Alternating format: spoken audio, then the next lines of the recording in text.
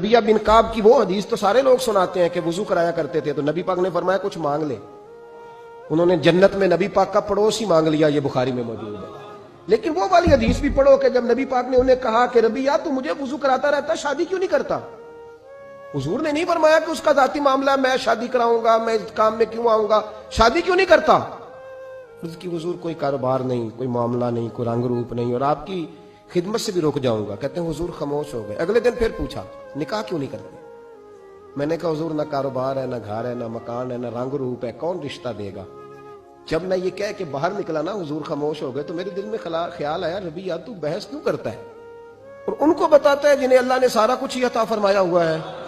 हुजूर कहते हैं शादी क्यों नहीं करता? तो चुप करके कह दे महबूबा जैसे दिल करता है वैसे कर दे, तू आगे से दलीलें देता फिरता है। ये भी को बात हुई। फरमाते अगले दिन मैंने इरादा कर लिया, हुजूर ने अगर आज कहा तो कह देना या रसूलल्लाह जैसे दिल हो करे। मैंने वुजू कराया, मेरा ख्याल था हुजूर यहां रोक के कहेंगे, यहां रोक के कहेंगे, पर हुजूर ने आज बात ही कोई ना की। मैं देर तक सोचता रहा यहां कहेंगे, पर आज हुजूर ने बात ही ना की। मैं पछता रहा था कि 2 दिन मौका मिला, मैंने जाया कर दिया। फरमाते हैं वुजू पूरा करा के जब मैं बाहर निकला, दरवाजे तक पहुंचा तो महबूब ने आवाज दी, बात सुन। मैं ठहर गया। फरमाया शादी क्यों नहीं करते? कहते मेरा तो दिल फूलों की तरह खिल उठा। मैंने कहा या रसूलल्लाह जैसे दिल करता है करा दे। नबी पाक अलैहिस्सलातु वस्सलाम ने फरमाया फलां कबीले के सरदार के पास जाओ, उसे कहा अपनी बेटी का निकाह तेरे साथ कर दे।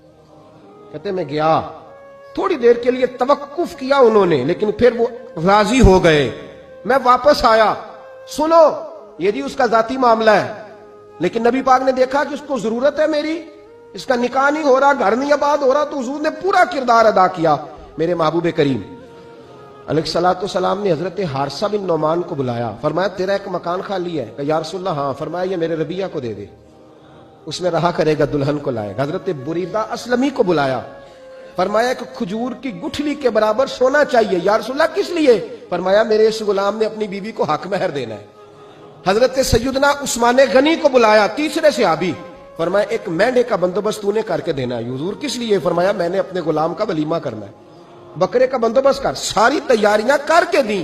हजरत रबिया कहते हैं जब मैं दुल्हन ब्याह के घर लाया तो मेरे दोस्त यार रिश्तेदार मुबारक देने आए, कहने लगे तेरी क्या बात है, शादी भी आला खानदान, वलीमा भी, और खजूर की गुठली के बराबर हक महर भी। तो हजरत रबिया रो पड़े, फरमाने लगे मैं तो काला कलोटा हबशी गुलाम था, सलाम भी कोई नहीं लेता था, मुझे मुबारक ना दो, मेरे मुस्तफा पे दुरूदो सलाम पढ़ो।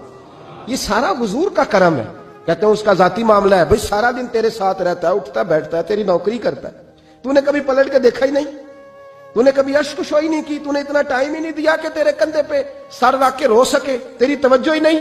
नबी रहमत अलैहिस्सलाम